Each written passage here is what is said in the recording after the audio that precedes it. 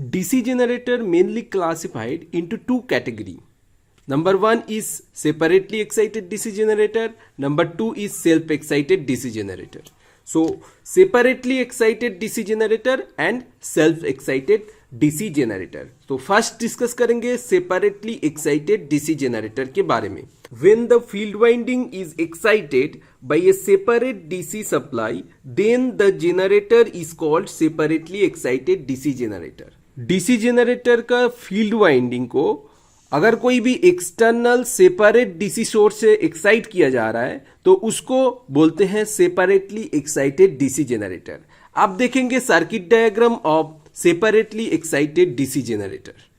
सो देख सकते हो ये है circuit diagram of separately excited DC generator. So यहां पे देख सकते हो एक सेपरेट डीसी सप्लाई से फील्ड वाइंडिंग को एक्साइट किया जा रहा है और यहां पे देख सकते हो ये है आर्मेचर. ईजी से रिप्रेजेंट किया आर्मेचर ईएमएफ को और जेनरेटेड ईएमएफ को. आरए से रिप्रेजेंट किया आर्मेचर रेजिस्टेंस को. आईए से रिप्रेजेंट किया आर्मेचर करंट को.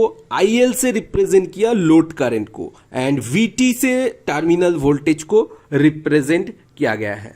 सो यहां पे बेसिकली जेनरेटर है तो यहां पे क्या होगा, ईएमएफ जेनरेट होगा. सो यहां से करंट उत्पन्न होके लोड में जाएगा. सो करंट का डायरेक्शन देख सकते हो इस तरफ. करंट एंड वोल्टेज रिलेशन देख लेते हैं separately excited DC generator case के लिए.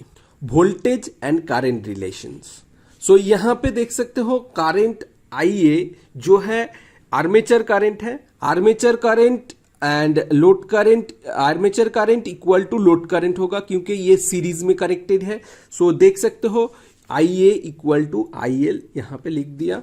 अब देखो ईजी निकालना है, दैट मीन्स आर्मेचर ईएमएफ निकालना है और इसको ही जेनरेटेड ईएमएफ बोलते हैं. तो इसको कैसे निकालेंगे, देखो यहां पे केवीएल लगा दो तो यहां पे क्या होगा, आर्मेचर में कुछ ना कुछ रेजिस्टेंस होगा आर्मेचर वाइंडिंग के वजह से. तो उस रेजिस्टेंस को आरए से रिप्रेजेंट किया. सो आईए इंटू आरए होगा. आर्मेचर करंट आईए है एंड आरए है आर्मेचर रेजिस्टेंस. सो आईए इंटू आरए. सो यहां पे लिख दिया आईए आरए.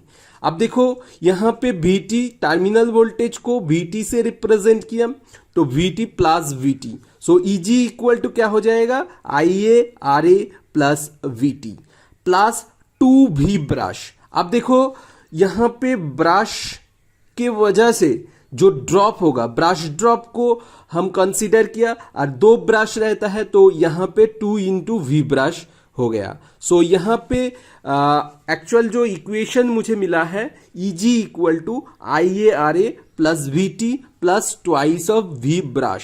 अब जब हम न्यूमेरिकल्स करेंगे उस टाइम ब्रश ड्रॉप अगर मेंशन कर दिया तो ब्रश ड्रॉप को कंसीडर करेंगे. अगर वहां पे बोल दिया कि neglecting the brush drop then ये जो पोर्शंस है ब्रश ड्रॉप को कंसीडर नहीं करेंगे इक्वेशन में. ठीक है.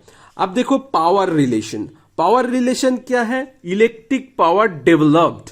Electric power developed. डेवलप्ड कहां हो रहा है, यहां पे डेवलप हो रहा है. E g is the developed EMF और generated EMF. So electric power develop जब निकलना है तो आर्मेचर में निकलना है तो ईजी इंटू आईए करेंगे तो हो जाएगा electric power developed. Okay. And power delivered to the load, कितना पावर लोड में डिलीवर्ड हो रहा है, IL इंटू VT. मतलब क्या है, लोड में कितना पावर डिलीवर्ड हो रहा है. सो लोड टर्मिनल वोल्टेज कितना है, VT है और करंट कितना है, IL है. तो IL इंटू VT हो जाएगा. Power delivered to the load निकालेंगे तो IL इंटू VT.